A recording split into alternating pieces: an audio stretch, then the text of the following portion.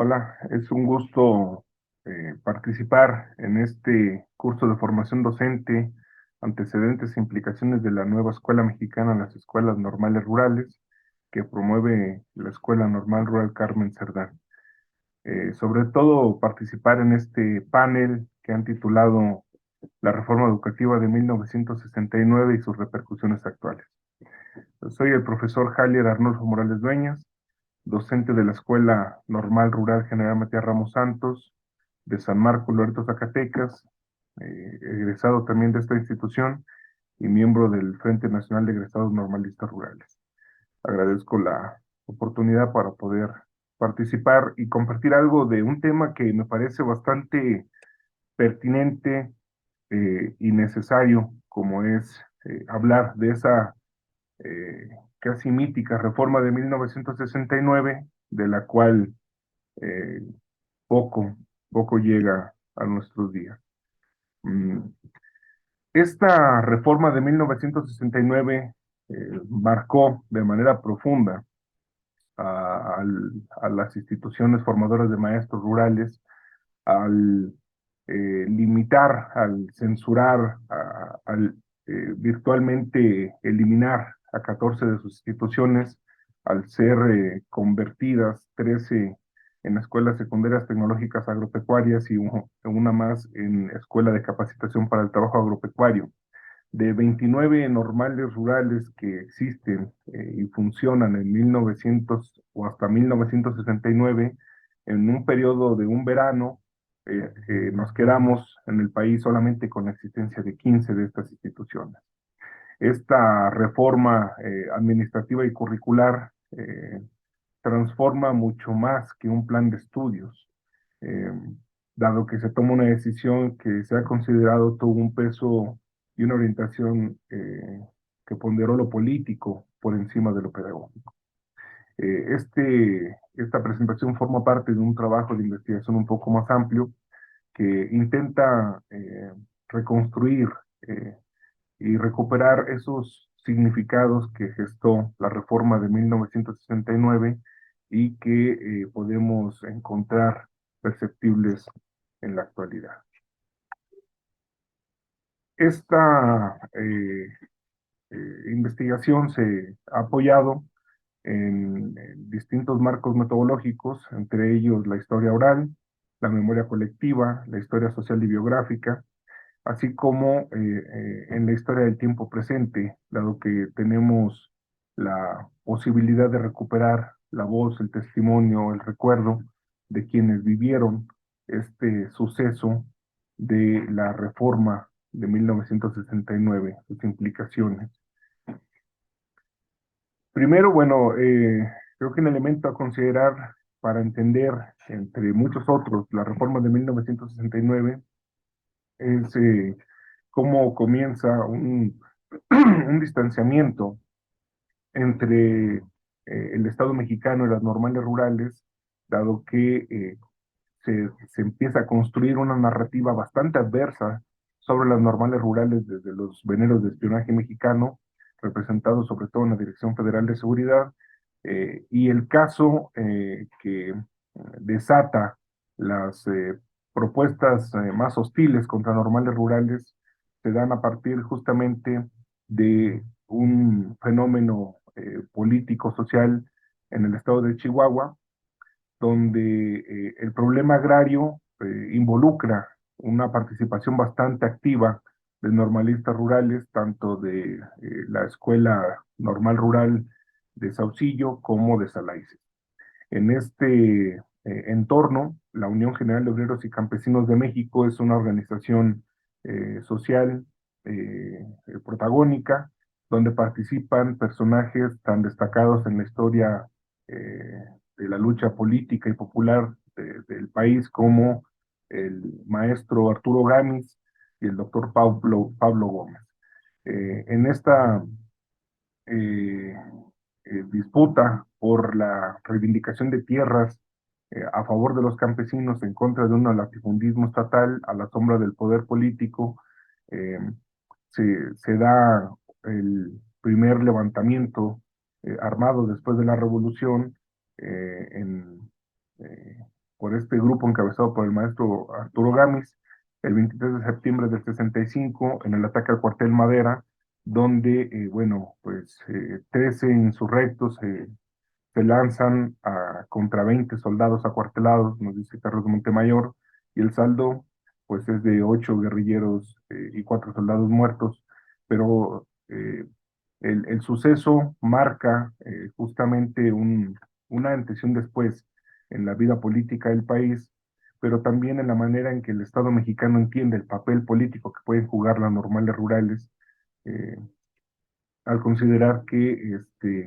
estas escuelas se han convertido en núcleos de posibles insurgentes, ¿no?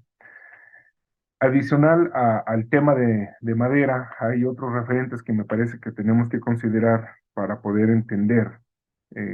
lo que ha sido o las implicaciones que tuvo la reforma del 69. ¿Por qué llegó a gestarse como lo hizo esta reforma? Tres elementos más que me parecen necesarios colocar es, primero, las pugnas, las disputas, las discrepancias al interior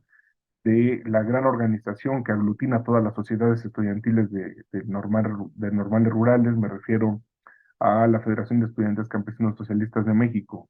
Durante el periodo de 1962 y hasta 1969 está presente una disputa que se hace visible en la coexistencia de dos representaciones nacionales, una, el Comité Central de la FEXUM, y otra, el naciente Consejo Nacional Permanente de Normales Rurales, quienes gestionan y asumen la voz a título de las sociedades estudiantiles de estas escuelas ante el gobierno federal.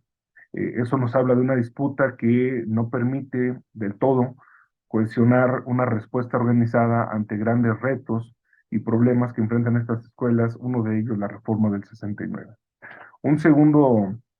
elemento que marca esa disputa y esa distancia que se empieza a hacer cada vez más amplia entre el Estado mexicano y las normales rurales, creo que se puede entender desde la Asamblea Nacional de Educación Normal Rural de 1967, donde se analiza con todos los actores que inciden en la vida de estas escuelas, en la cual participa el propio secretario de Educación, Agustín Yáñez, y toda la estructura de la SEP, una reunión donde considero tiene bastante peso el profesor José Santos Valdés como supervisor de educación normal rural del país, en el que logra que participe un representante estudiantil de cada escuela, un representante de profesores de cada escuela, el director o directora de cada institución, eh, para discutir temas como la vida del internado,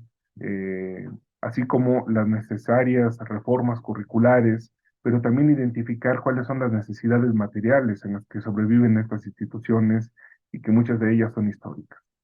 Un tercer elemento es una manifestación estudiantil que ha quedado un poco fuera del análisis de la historia de estas instituciones y que mucho nos habla del papel que jugaron las normales rurales en el escenario nacional,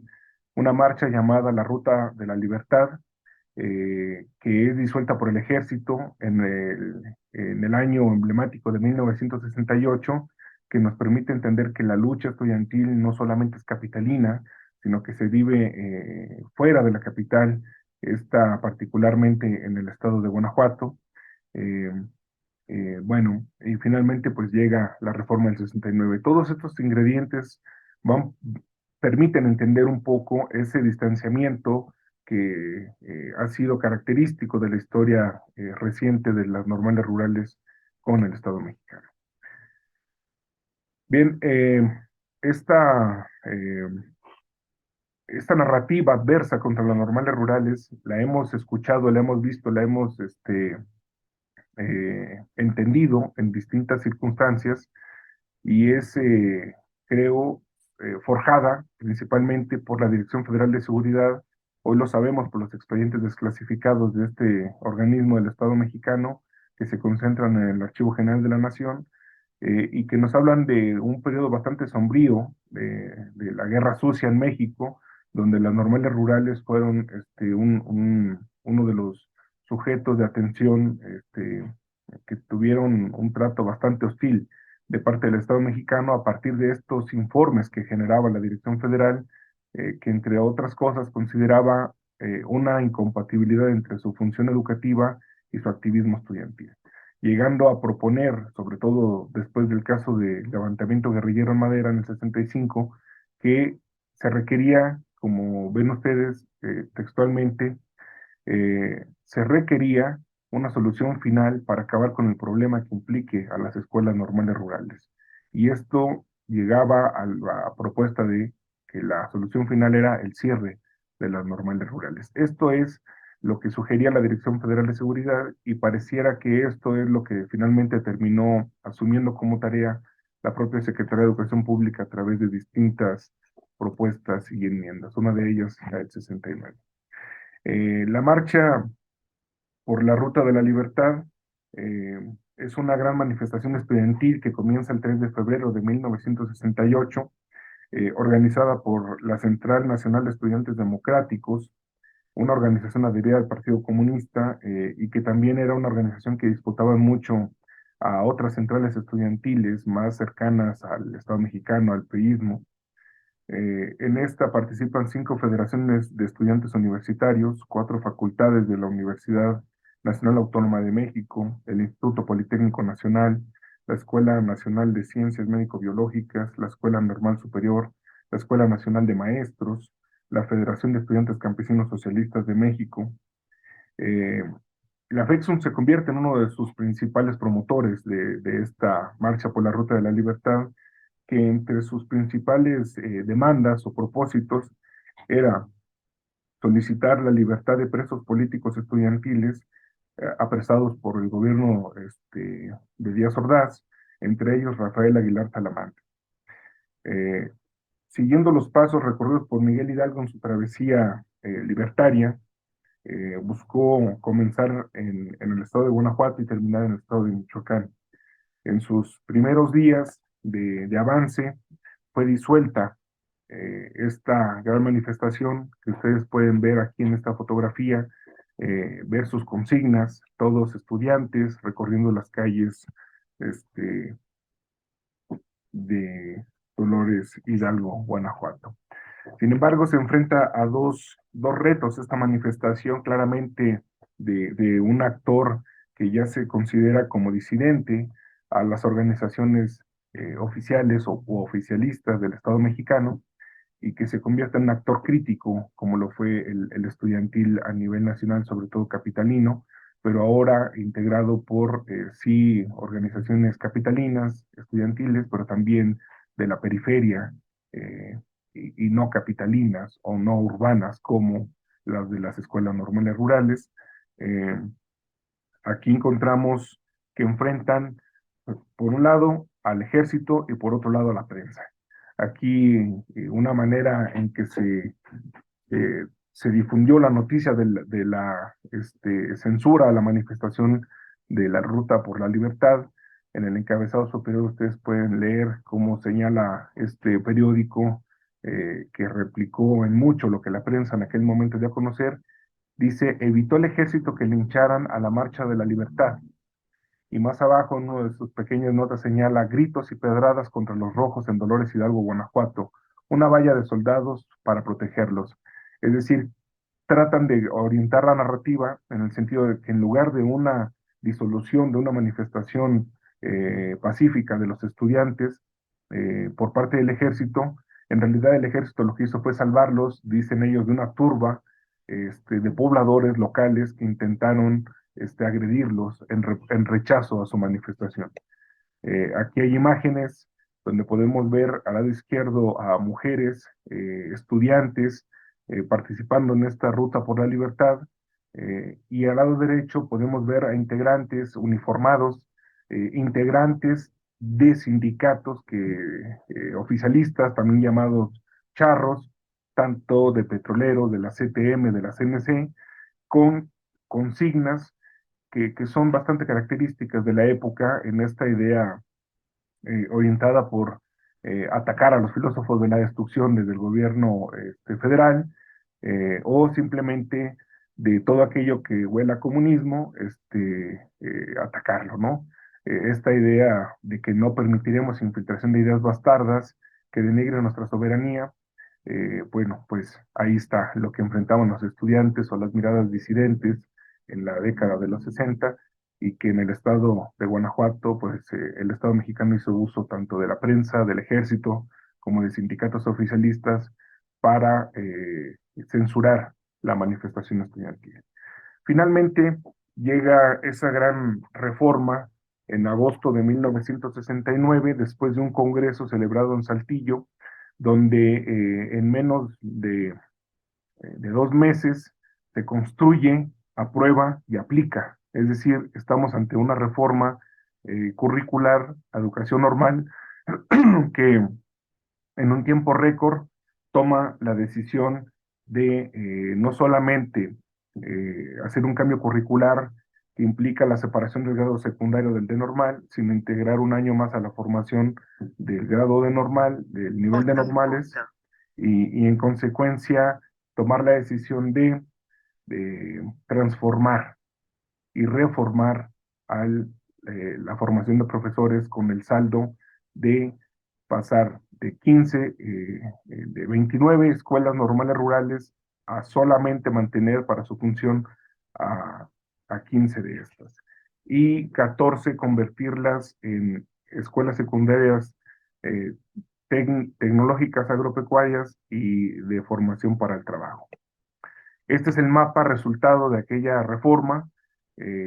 14 escuelas se convierten en escuelas técnicas agropecuarias, secundarias técnicas agropecuarias, una más, la de Roque, Guanajuato, en escuela de capacitación para el trabajo agrícola, y 15 se quedan como normales rurales. La noticia, de acuerdo a los testimonios, pues llegó de una forma totalmente inusitada y bastante agresiva, porque esto se les prohibió a los estudiantes en el periodo de verano quedarse en las escuelas normales rurales. Por lo regular se quedaban guardias promovidas por los comités estudiantiles o las sociedades estudiantiles, pero particularmente en el verano del 69 no les permite que se quede ni un solo estudiante en estas instituciones. De manera que todos los estudiantes son enviados a sus a sus respectivos hogares, y ahí reciben un telegrama o una noticia indicándoles si eran estudiantes que habían pasado a segundo o tercero de secundaria, eh, o a nivel profesional, dependiendo de si su escuela se quedaba como escuela normal o escuela secundaria, el pase a su nueva institución. Caso concreto, estudiantes que pasaron a segundo o tercero de secundaria en la normal de San Marcos, les indicaron tenían que trasladarse a cursar sus grados de secundaria a la escuela ubicada en Santa Teresa, Coahuila. De la misma forma, los estudiantes de Santa Teresa, Coahuila, eh, de, eh, tenían que pasar, si iban a nivel normal o profesional, que se reubicarían en la escuela de San Marcos, Zacatecas. Estos tránsitos fueron bastante agresivos porque la indicación es, si no aceptan, pierden su beca.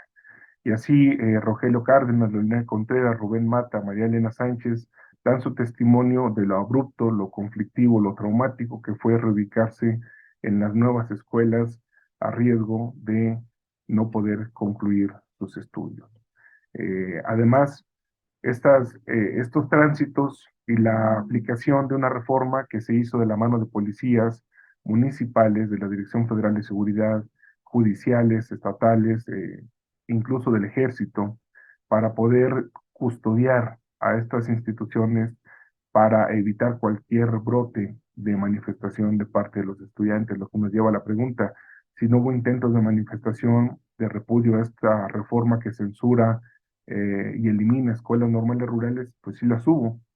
pero lo que poco se ha recuperado es que esta ha sido una de las reformas más agresivas y judicializadas de la historia educativa del país. Eh, estas generaciones regresan después de su tránsito a Santa Teresa, a culminar el nivel de secundaria a la normal de San Marcos, pero encuentran que ya la normal de San Marcos, como todas las normales rurales que sobreviven a la reforma, no son las mismas. Han cambiado, y esos cambios se pueden interpretar en el rechazo a la autoridad, en la sospecha ante la autoridad, eh, y en una división entre la vida de lo que era el internado o lo que es la vida de internado y lo que es la vida que se desarrolla en las zonas académicas. Eso es parte de lo que al día de hoy podemos aún apreciar. Terminamos con una perspectiva que se va afianzando a lo largo de las generaciones, que señala que la reforma de 1969, por encima de ser una medida pedagógica y educativa, tuvo un claro peso y orientación política en el ánimo de censurar el activismo estudiantil en las escuelas normales rurales, y que estuvo vinculado a el fantasma de la lucha contra el adversario, el agente externo, el comunismo, este, que implicó la masacre en Tlatelolco, pero que también estuvo presente en las normales rurales como una medida que rebasó al 68 y se aplicó con esta reforma en el 69. Esto ha marcado un antes y un después, no solamente por el número de escuelas, sino por la relación entre estudiantes y autoridades en normales rurales. Bien, esto es algo de lo que pudiera compartir. Muchas gracias por su atención.